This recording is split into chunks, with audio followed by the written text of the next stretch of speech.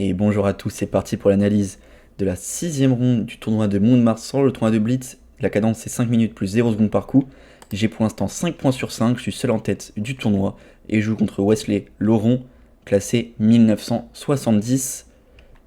Je joue une Sicilienne Cannes, il me joue A4, un coup assez spécial. Normalement, on joue pas tellement avec A4 parce que ça va créer une faiblesse sur la case D4 quand les blancs vont ouvrir au centre. Donc je suis plutôt content de cette variante. A voir comment il continue, si ça se trouve il va pas ouvrir au centre. Ok, si il ouvre, pion prend, cavalier prend, et dame C7. Je vais vraiment jouer une Sicilienne Cannes, sauf qu'il a un pion en A4, donc je pense que ça va m'arranger, je vais pouvoir mettre un fou en B4 peut-être, et venir jouer sur le cavalier en C3, et le clouage peut-être sur le pion en E4. Ça m'a l'air plutôt pas mal pour moi cette histoire. A voir comment il continue. Ici je m'attends à qu'il joue très tranquille avec fou E2. Peut-être cavalier F6 et petit roc par exemple, fou B4.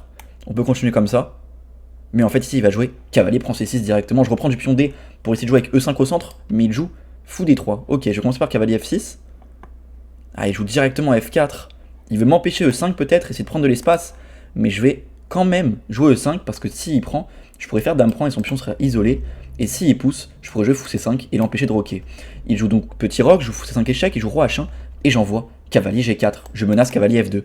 Il fait dame F3 pour défendre la menace de cavalier F2. J'ai maintenant envie d'envoyer mes pièces sur son roi, j'ai déjà mon fou en C5, mon cavalier en G4. Faudrait réussir à ramener d'autres pièces. Bon, je sais qu'il y a des variantes où on peut prendre, jouer contre le pion isolé en jouant cavalier E5. Il aura un pion isolé en E4. Mais j'ai vraiment envie d'attaquer dans cette partie. Donc comment ramener mes pièces? Et là je pense à dame E7 pour venir jouer dame H4. C'est une vraie menace dame H4. Je menacerai ensuite de venir prendre le pion. C'est très dangereux, faut qu'il parle la menace. Mais comment peut-il le parer? Je calcule H3. Mais je me dis qu'H3 je peux quand même faire dame H4 en fait. Parce qu'il peut pas prendre, parce qu'il est cloué. Donc ça m'a l'air intéressant cette histoire. Comment va-t-il parer dame H4? Peut-être doit-il jouer G3? Mais G3 ça me paraît assez mauvais de jouer G3.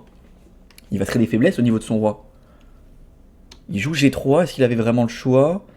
Et maintenant comment continuer? Est-ce que j'envoie H5, H4? Est-ce que je prends F4 d'abord? Je vais jouer H5, l'ordi conseillait plutôt de prendre d'abord en F4. Mais là j'ai une vraie menace. Encore une fois je menace H4. Je veux dire ouvrir son roi.